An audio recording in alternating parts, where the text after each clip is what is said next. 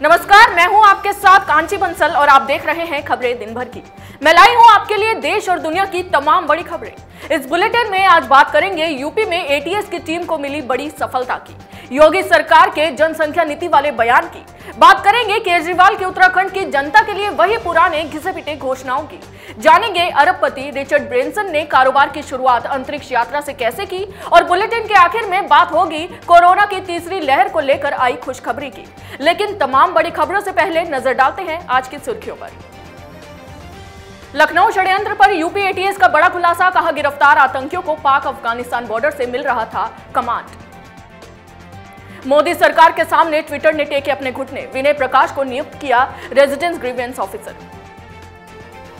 केजरीवाल ने दी बीजेपी को धमकी, कहा अगर 24 घंटे में दिल्ली को पूरा पानी नहीं मिला तो बीजेपी अध्यक्ष के घर का पानी कर देंगे बंद। एनआईए को मिली बड़ी सफलता, जम्मू कश्मीर में आईएसआईएस आतंकी संगठन से जुड़े 5 लोग गिरफ्तार।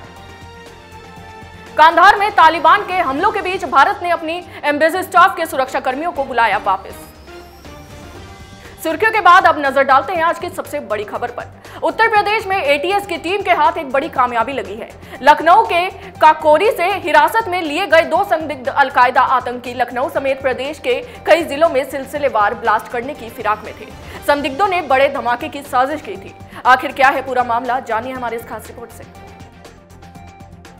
यूपी एटीएस को बड़ी कामयाबी मिली है। यूपी की एटीएस की ओर से 2 संदिग्ध हिरासत में लिए गए हैं, जो लखनऊ में बड़ी साजिश को अंजाम देने की फिराक में थे। इन 2 संदिग्धों के पास से प्रेशर कुकर बम भी मिला है, जो काफी हैवी विस्फोटक है, और इन्हीं संदिग्धों के पास से लाइव बम भी बरामद किए गए हैं। यूपी एटीएस के आईजी जी.के. गोस्वामी ने बताया कि लखनऊ समेत पूरी यूपी में सिलसिलेवार ब्लास्ट की प्लानिंग थी। लाइव बम भी बरामद किए गए हैं। संदिग्ध आतंकियों का कश्मीर से लिंक है। ये स्पीकर सेल थे पर अब एक्टिव होकर काम कर रहे थे। आज या कल में लखनऊ और यूपी में ब्लास्ट करने वाले थे। इनके पास से काफी विस्फोटक बरामद हुआ है। ये लोग बड़ी साजिश को अंजाम देना चाहते थे। इस पूरे षड्यंत्र की कई दिनों से प्लानिंग चल रही थी। अभी ऐसे कई छुपे हो सकते हैं, जिसको लेकर लगातार रेड जारी है। यूपी एटीएस के मुताबिक नेटवर्क में काफी लोग जुड़े हुए हैं। एटीएस को छोटे ब्लास्ट की वजह से सुराग मिला था। उमर अल मंदी इन संदिग्धों का कंट्रोलर था और पाकिस्तान अफगानिस्तान बॉर्डर से इनकी हैंडलिंग हुई थी। एटीएस का कहना है कि अभी कुछ और आतंकी मौके पर छिपे हो सकते हैं। आगे बढ़ते हैं अगली बड़ी खबर की ओर। मुख्यमंत्री योगी आदित्यनाथ ने आज उत्तर प्रदेश जनसंख्या नीति 2021-2030 जारी की। विश्व जनसंख्या दिवस पर हुए इस कार्यक्रम में योगी ने क्या कहा, जानिए हमारे इस खास रिपोर्ट में। जनसंख्या नीति को लेकर योगी सरकार ने पहले से ही तैयारियां शुरू कर दी हैं। आज विश्व जनसंख्या दिवस पर हुए कार्यक्रम में योगी ने कहा कि समय समय पर इस पर चिंता जताई गई कि बढ़ती जनसंख्या विकास में बाधक हो सकती है। पिछले करीब 4 दशकों से इसकी कई बार चर्चा हुई। जिन देशों या राज्यों ने इसके लिए कोशिशें की, वहां सकारात्मक नतीजे भी देखने को मिले।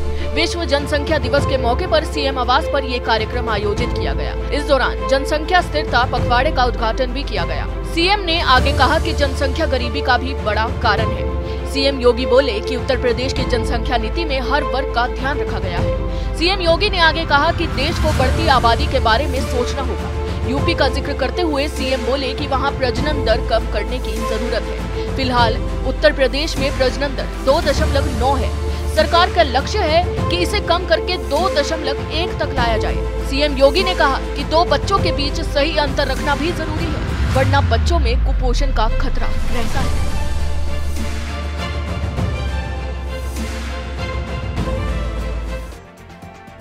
सीएम योगी ने जनसंख्या नीति का ऐलान किया। सीएम योगी का कहना है कि उत्तर प्रदेश में प्रजनन दर कम करने की जरूरत है। आगे बढ़ते हैं। उत्तराखंड के 2022 के विधानसभा चुनाव में भाजपा और कांग्रेस की वोट बैंक पर सेंध लगाने के लिए आम आदमी पार्टी के राष्ट्रीय संयोजक और दिल्ली के मुख्यमंत्री अरविंद केजरीवाल 1 दिवसीय दौरे पर आज देहरादून पहुंचे।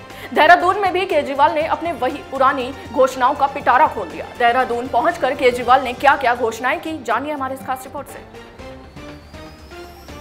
दिल्ली के मुख्यमंत्री अरविंद केजरीवाल की नजरें अब उत्तराखंड के चुनावों पर टिक गई हैं। उत्तराखंड के दौरे पर पहुंचे केजरीवाल ने अपनी घोषणाओं का पिटारा खोल दिया। इस दौरान केजरीवाल ने लोक लुभान घोषणा कर वोट साधने की पुरजोर कोशिश की। उन्होंने उत्तराखंड के लोगों से 300 यूनिट बिजली फ्री और पुराने बिजली बिल माफ किए जाने संबंधी वादे किए। उन्होंने कहा कि उत्तराखंड में 24 घंटे बिजली देंगे, वहीं उत्तराखंड के किसानों को मुफ्त बिजली दी जाएगी। इसके साथ ही उन्होंने अगली बार आने का वादा भी किया और कहा कि अगली बार वह आम आदमी पार्टी के सीएम फेस की घोषणा करने के लिए आएंगे। गौरतलब है कि केजरीवाल के पास मुफ्त बिजली या पानी के अलावा और कोई एजेंडा नजर ही नहीं आता। दिल्ली हो, पंजाब हो या हो उत्तराखंड, केजरीवाल के पास बिजली पानी के अलावा वाकई में कोई मुद्दा नहीं बचा है। केजरीवाल ने दिल्ली की जनता के वोट्स यही दाव खेल कर खरीदे। फिर पंजाब में भी केजरीवाल के पास बिजली के अलावा कोई मुद्दा नहीं था और अब उत्तराखंड में भी केजरीवाल ने अपने वही पुरानी घोषणाओं का पिटारा खोल दिया है। आगे बढ़ते हैं अगली बड़ी खबर की ओर। उद्यमी और अरबपति रिचर्ड ब्रेंसन अंतरिक्ष पर्यटन के अपने कारोबार की शुरुआत खुद अंतरिक्ष यात्रा से करने जा रहे हैं।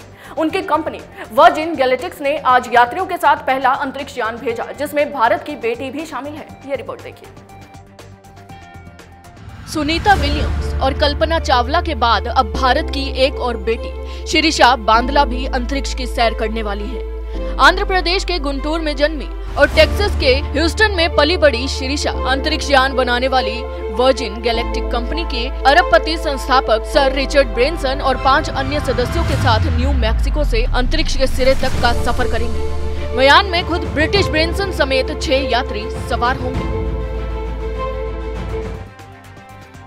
VSS यूनिट को इंजन युक्त VMS ईव रॉकेट 50,000 फुट की ऊंचाई पर जाएगा। यहाँ यूनिटी पृथ्वी के वातावरण के बाहरी किनारे पर करीब 8 किलोमीटर की यात्रा करेगा। नजर डालते हैं आज की आखिरी बड़ी खबर पर। कोरोना की तीसरी लहर को लेकर कई तरह के सवाल मन में आते हैं, जिसमें सबसे बड़ा सवाल ये भी है कि क्या भारत कोरोना की तीसरी लहर से निपटने के लिए तैयार है। इस सवाल का जवाब नीति आयोग के उपाध्यक्ष ने दे दिया है। तीसरी लहर को लेकर इस बड़े सवाल का जवाब जानने के लिए देखिए हमारी एक खास रिपोर्ट।